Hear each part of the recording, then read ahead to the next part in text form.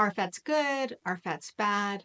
I'm sure you've heard of the keto diet, the carnivore diet. There's a lot of people online that claim there's a lot of health benefits and that you can lose a bunch of weight on it. You probably also heard that fats can increase your cholesterol and that can cause heart attacks. So, what's the truth? Should we mainly eat fats or avoid them altogether? Stick around as we break it down in this first episode of our macronutrient series, starting with fats.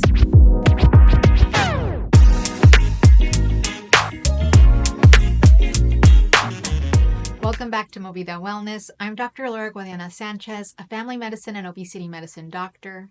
In today's episode, we're going to be talking about fats, what they are, why we need them, and how they impact our health. We'll also talk about how fats can influence cholesterol levels. Before we get started, a little disclaimer, this is for educational purposes only. For personalized advice, you should talk to your doctor. Okay, let's start with the basics. Fats are a macronutrient along with protein and carbohydrates that your body needs to function. So why are fats important? Well, fats are an energy source.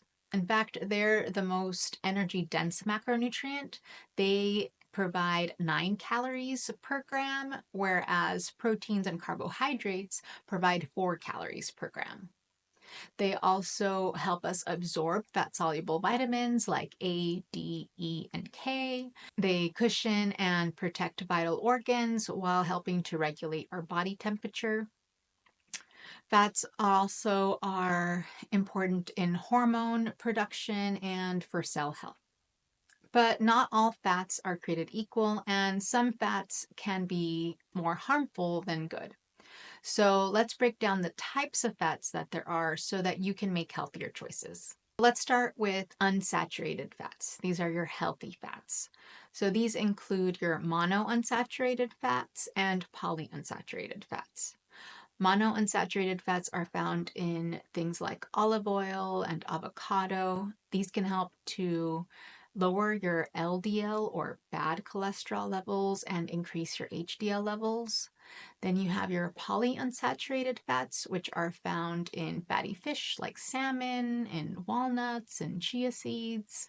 These have omega-3 and omega-6 fatty acids, which are important in brain function. They can help reduce inflammation, and they support heart health. Just a reminder that even healthy fats are calorically dense, so if you eat them at excess, they may cause weight gain. Okay, so now you have saturated fats. You find these in like butter and cheese and fatty meats, and in certain oils like coconut oil. Saturated fats can increase your LDL levels, which are linked to heart disease. So, the American Heart Association actually recommends that we consume less than 10% of our daily calories in saturated fats. So, just a tip, try to look for like the leaner cuts of meat and maybe like the low fat dairy products. Okay, so lastly, you have the trans fats. These are your unhealthy fats. You find these in like fried foods and margarine and shortening and a lot of processed foods. Trans fats do increase your LDL levels and decrease your HDL levels.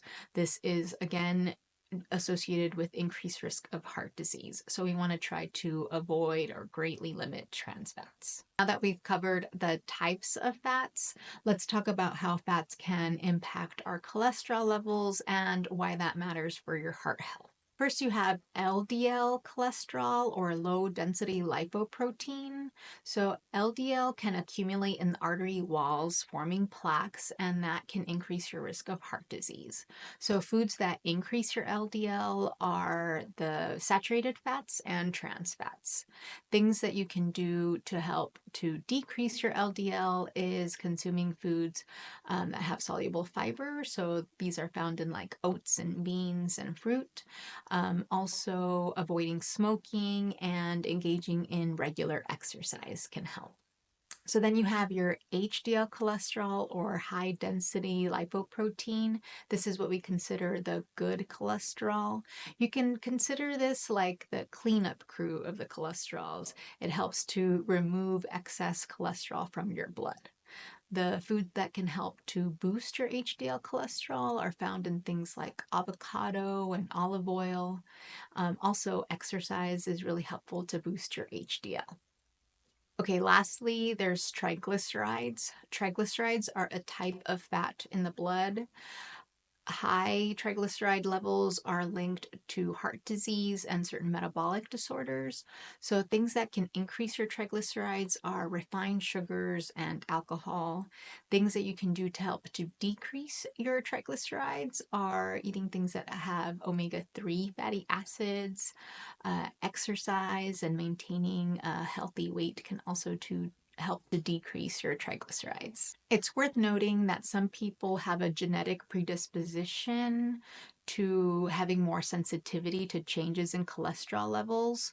So if you have a family history of high cholesterol or of heart disease, make sure that you're keeping an eye on your levels and that you're talking to your doctor about it. Okay, so to sum it up, fats are a vital part of our diet, but the key is to eat them in moderation and eat the right kinds. If you learned something today, make sure that you like and subscribe and share it with someone who you think might benefit. Tell me in the comments, what's one small step you're taking this week to improve your health? Thanks for watching, and as always, let's get moving.